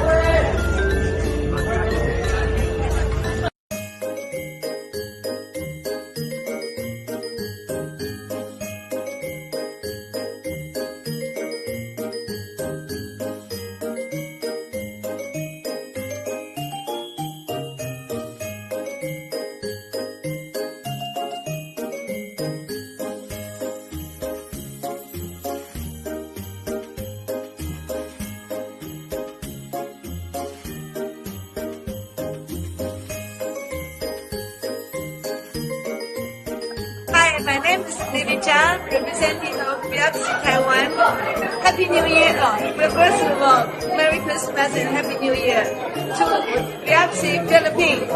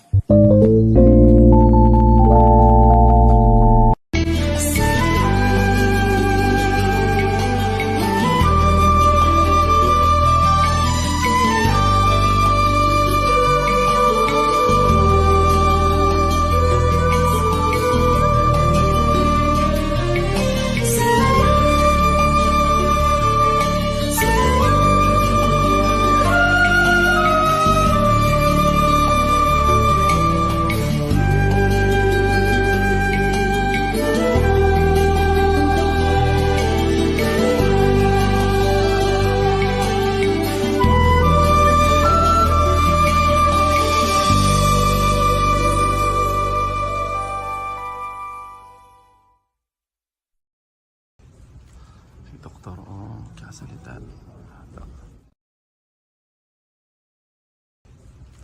Si Dr. Ong kasalita. Dr. E.G. Ong kasalita sa international. Madam President and the honorable leaders on the head table, good morning.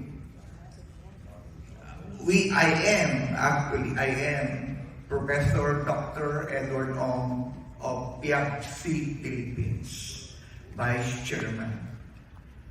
Our leaders, Laurentino Dulalia Jr., the past World President of PFC and supported by our President, Architect Nestor Mangyu, and also Dr. Regis Romero, a very prominent business leaders in the Philippines, are extending its felicitations and greetings to this honorable body.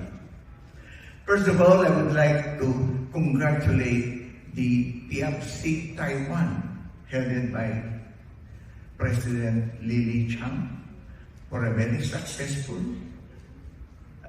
well-organized activity, the summit, the leadership summit. We enjoyed it. We enjoyed the tour. We enjoyed the boat ride, and we enjoyed everything. Actually, we are about 9 delegates from the Philippines. But we'd like to say sorry because our past board president, Mr. Dolaya, had to leave earlier. It was a very important commitment in Manila. But he requested me to say our Philippine, what they're doing in the Philippines. You know, we're quite heavy in the Philippines on education. Almost every other month, we are conducting a continuing professional development seminars and webinars to so many professionals, so many would-be involved in the real estate industry. For your information, ladies and gentlemen, we are now covered by a law. And that is Republic Act 9646, approved and signed by the President of the Republic, the Philippines. And it is designed to really monitor and professionalize the real estate industry. So much so that all developers, all brokers, all appraisers, all consultants and agents have to register with the government body. You cannot just sell or market a property without permission from the government. And lately, the government has been very active in trying to ferret out, trying to apprehend those who are illegally practicing. Let me tell you that in the Philippines, we have about 32,000 brokers and about 11,000 appraisers and also about 650 consultants. And would you believe it? We have over 50,000 sales agents who are accredited by the Professional Regulation Commission. But this is very interesting that there are about 100,000 because you know the Philippines is composed, rather has over 112 million people. But we have over 100,000 practicing real estate without the benefits of licensing. And so therefore the government is trying to look into this, that we will be able to do practice legally and ethically. That's why we have implemented what we call the Code of Ethics for Real Estate Professionals. And so the PFC Philippines has a very important role to play in this activity, in this journey, because as you know, PFC has applied through its subsidiary, the Philippine Federation of Real Estate Professionals, has applied to be the sole association in the Philippines accredited to monitor and to shepherd all of these practicing real estate in the Philippines. And if that is approved by the government, then PFC will probably have a bigger membership because membership in these categories are quite big, huge, and we will be able to invite all of them to come to our forum.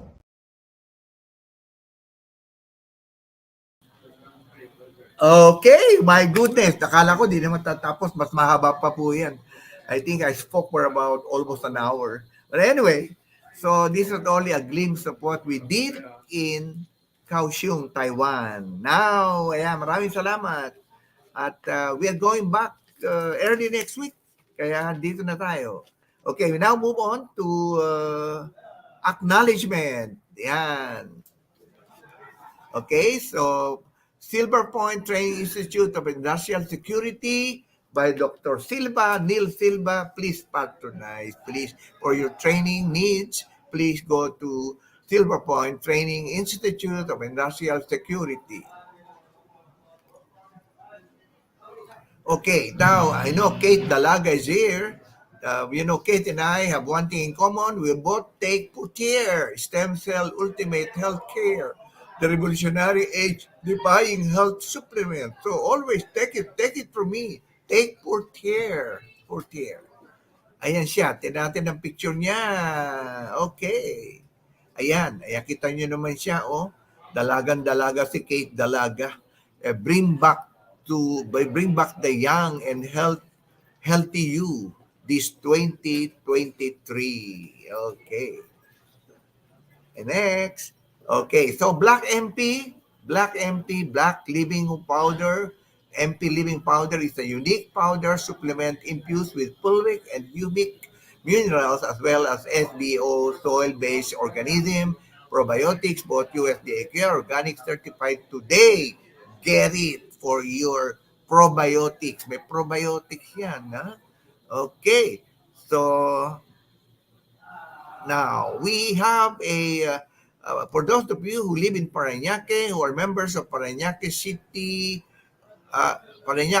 Chamber of Commerce or the PCCI Parañaque, we cordially invite you to join us on our 86th General Membership Meeting and Fellowship Christmas Party on Friday, December 13 at 5 p.m. Join us to enjoy the Christmas with us. Okay, so continuously, ACE-RE, Asian Center of Entrepreneurship, is hiring IT specialists, secretaries, and researchers in its expansion for 2023. Apply now. Send us your resume, ACE-RE. Okay, and this is more important, very important announcement. No, we have opened up the application for enrollment for new students, second courser through our Blendplex program, which are, well, in partnership with the Lyceum of Alabang. The Asian Center of Entrepreneurship, in partnership with the Lyceum of Alabang, is offering a Bachelor of Science in Real Estate Management. Okay. So, kung po kayo, join the leaders of the industry who enrolled at the HRE Lyceum of Alabang. Sino ba yan? Si Tonton Anthony Leoterio, si Andy Manyalak, Alejandro Manyalak, si Dante Salamat, andito si Dante, no? Si Mr. Cool Boss, and also, wow, the beautiful Melby Ronsala Sadang na nasa Taipei. Kami ay nasa Kaohsiung. We're about 2 hours away. Okay. Okay? Meron pa? Alright. So, now, we now move on. Hindi natin uubusin ng oras at magbabati yung aking co-host, si Kumaring Melin. Oh, Melin, batiin mo na sila. Okay, may mga humahabol na nagpapabati.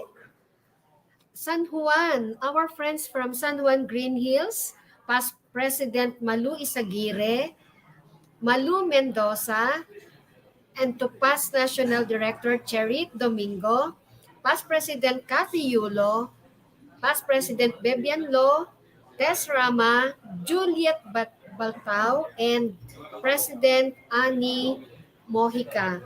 And of course, to Nom Nom Osalia and to Gimok Carpio Jr., to Lerma Sanchez, Lorna Remo, Lenny Tamisin Salig. Hello, Maring Lenny.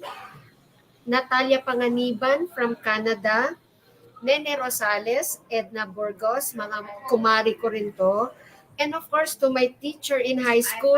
Hello, Ma'am Tess San Pedro, and to Ma'am Ellen Bagi Raimundo from Calawan, Laguna. Ayan, okay ka na?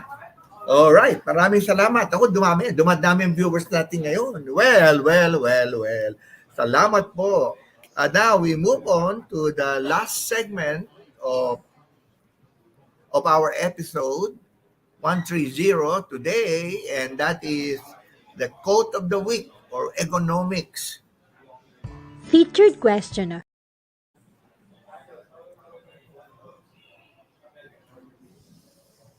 Our quote of the week, economics. According to Paul Sollards, collaboration allows us to know more than we are capable of knowing by ourselves. So we have to spread our wings, do collaborate, do communicate with your foreign neighbors. That is why we are here right now in Kaohsiung, Taiwan, to collaborate, to network, and to attend the Portapers PFC Leadership Summit. No?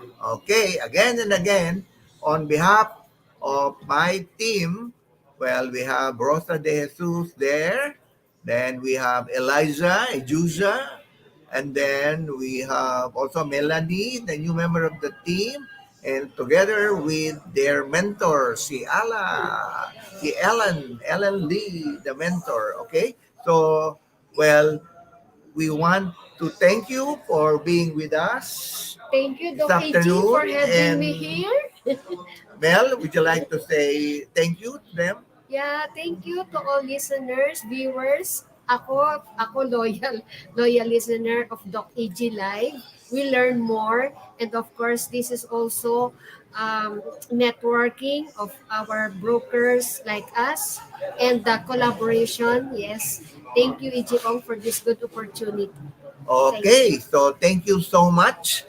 And I will see you again next Friday in another exciting episode of It's Dog EG. Yan tayo, Dog EG Live. Thank you and stay safe. We are in Kaohsiung, Taiwan. We are flying back next week. Okay, bye-bye. See you again next Friday.